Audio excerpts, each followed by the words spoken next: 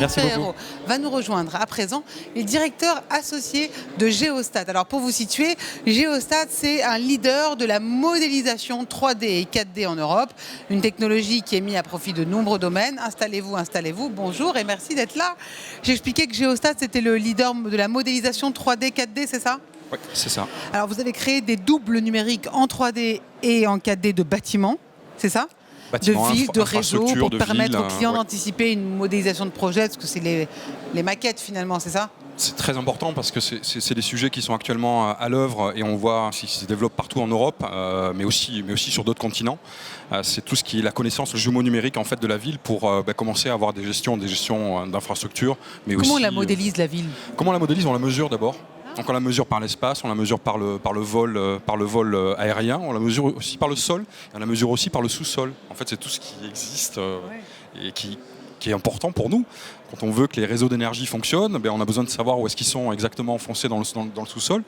La route, on veut connaître les caractéristiques de la route, puis on veut connaître aussi l'intérieur des bâtiments. Donc il y a toute cette dimension, 3 dimensions qui est importante. Et nous, on a collé à ça, en appelant ça un autre 3D qui est la connaissance du dessous, la connaissance du dehors et la connaissance du dedans. Voilà. Donc un autre 3D en plus de la 3 dimensions classique cartésienne. Ouais, c'est énorme. Plus le temps. Et le temps devient aussi important parce qu'on a besoin aussi de mesurer un petit peu ce qui se passe dans le temps. Et notamment, vous savez, tout ce qui se passe dans les gestions de crise. On a besoin de connaître un petit peu une gestion de crise, d'inondation, d'incendie. On a besoin de répertorier ce qu'il y avait dans le passé.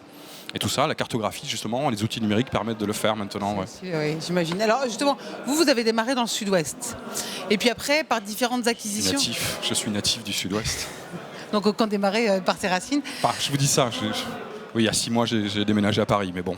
Oui, voilà, justement. Après, vous avez fait diverses acquisitions d'entreprises étrangères et aussi françaises. L'internationalisation, ça fait partie de cette conquête ? C'est déjà en place, c'est déjà à l'œuvre, puisqu'on est déjà sur le Portugal, on est à Porto, sur la plus grosse entreprise analogue au métier de géomètre, mais au Portugal, et qui avait une sœur située au Mozambique, ancienne colonie portugaise. Donc on est aussi au Mozambique, et là actuellement on est en train de regarder sur des cibles allemandes et des cibles espagnoles. Donc on est concentré plutôt Europe de l'Ouest. Vous avez des projets actuellement, que ce soit Portugal ou France Alors on a un projet, un des derniers projets nous a amené jusqu'à Helsinki, donc en Finlande, mais auparavant on avait aussi des projets avec la Chine. Vous pouvez me donner le projet ? Un projet, c'est un projet européen. C'est un projet européen qui s'appelle GAMS, qui a pour objectif en fait qu'un robot fabrique des cartes pour les robots. Alors ça paraît comme ça un petit peu nuageux et un concept un petit peu vaporeux, mais c'est très important puisque c'est tout ce qui va conditionner les futurs usages du véhicule à délégation de conduite et de la sécurité du véhicule à délégation de conduite. Donc c'est très important.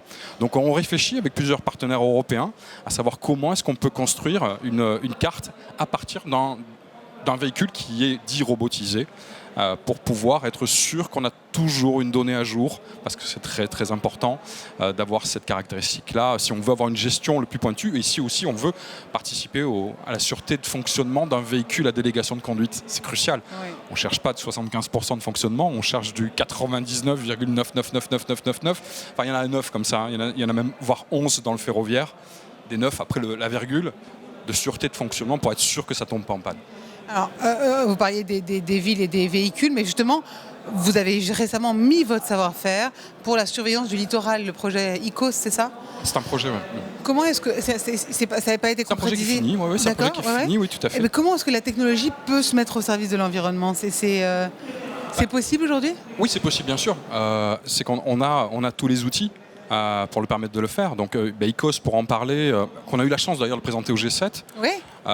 ICOS, en fait, c'est une synergie entre des mesures sol et des mesures satellitaires.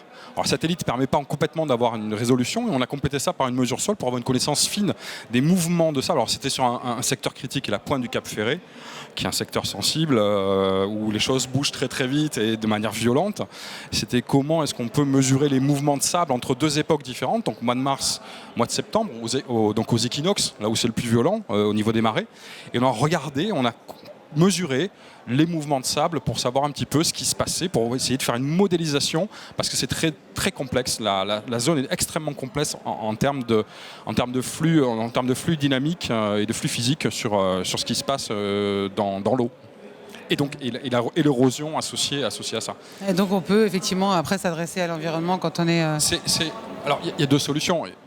Il y a deux solutions et elles sont à mon avis à combiner. Il y a bien évidemment une notion de frugalité dans nos usages qui est importante. Et puis il y a aussi la partie technique qui va nous aider à comprendre exactement ce qui se passe. C'est la mesure, vous savez, c'est quelque part mon métier, c'est un métier extrêmement ancien. Le géomètre est un des plus vieux métiers du monde, représenter l'espace. Et c'est parce qu'on représente l'espace qu'à un moment donné on le fige sur un document. Alors, avant c'était un papier, aujourd'hui ce sont des fichiers.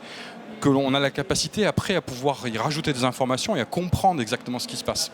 Donner des clés. Il y a l'intuition, mais je ne suis pas de cette équipe-là, de cette nature-là. Et puis il y a la compréhension, la pose de l'équation et la résolution de cette équation. Pour aller dans une meilleure conquête. Merci beaucoup Cédric Ferrero, directeur associé de Géostat. Merci beaucoup et fondateur. Et fondateur du Sud-Ouest.